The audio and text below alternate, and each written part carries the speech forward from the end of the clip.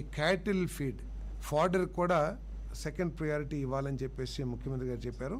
So ఈ రెండు ఇచ్చిన తర్వాతనే వ్యవసాయానికి వాటికి ఇవ్వాలని. ఎందుకంటే ఎల్నినో ప్రభావంతో తీవ్ర వర్షాభావం ఇప్పటికే 48% డెఫిసిట్లో ఉన్నాం, రెయిన్ డెఫిసిట్లో.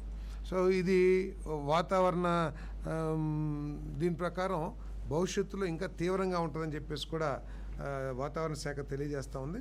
భవిష్యత్తును దృష్టిలో పెట్టుకుని రైతులకు కూడా సవినయంగా మనవి చేస్తూ ఉన్నాం, దయచేసి ఆలోచన చేయమని చెప్పేసి. ఎందుకంటే ఎప్పుడైతే వర్షాభావ పరిస్థితులు, నీటి లభ్యత క్వశ్చన్ అవుతుందో, ఛాలెంజ్ అయిపోతుందో, అప్పుడు మనం కనీసం డ్రింకింగ్ వాటర్కి, యానిమల్స్కి, ఫాడర్కి మనం ఏర్పాటు చేయాల్సిన అవసరం ఉంటుంది. కాబట్టి ఆలోచించమని చెప్పేసి రైతులందరూ కూడా మనవి చేస్తాను. అంతేకాకుండా ఆల్టర్నేటివ్గా ఈ మధ్య ఈవెన్ కాంక్రీట్ మిక్సర్లో కూడా డిఫరెంట్ ఏమంటారు సీడ్స్ని వేసి చక్కగా మిక్స్ చేసి చక్కగా ఉపయోగపడతా ఉన్నాయి. దాని మూలంగా ఏమవుతుంటే టెంపరేచర్ తగ్గుతుంది. PMDS pre monsoon dry sowing. దాని మూలంగా ఏమవుతుందంటే టెంపరేచరు తగ్గుతానికి అవకాశం ఉంటుంది. అంతేకాకుండా ఆ గడ్డిని ఫాడర్గా కూడా వినియోగించుకోవడానికి అవకాశం ఉంటుంది.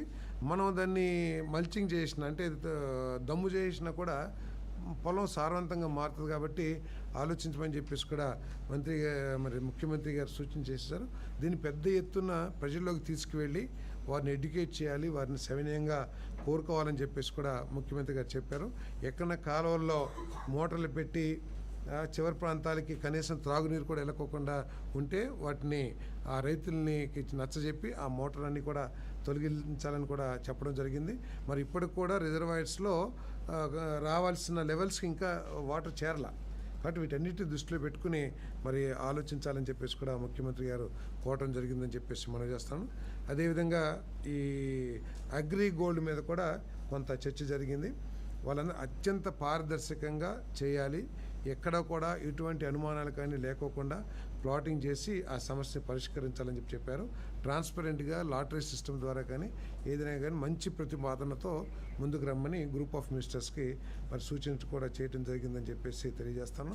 అదేవిధంగా అమరావతి బిల్డింగ్స్లో మన కల్చరు, మన సంస్కృతి ఉట్టిపడే విధంగా డిజైన్స్ ఉండాలని చెప్పేసి కూడా మరి సిఆర్డిఏ మున్సిపల్ అడ్మినిస్ట్రేషన్ అధికారులు కూడా ముఖ్యమంత్రి గారు సూచించడం జరిగింది.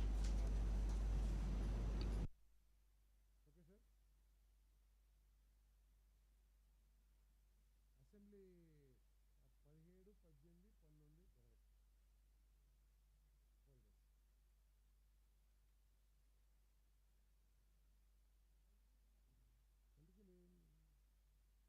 20 ఏముంది సేమ్ అదే కదా. అంటే చంపిన వాళ్ళకి అనుకూలంగా, లేకపోతే ఎవరైతే నేరం చేశారో వాళ్ళకి అనుకూలంగా ప్రవర్తించే ప్రతిపక్షం ఉన్నప్పుడు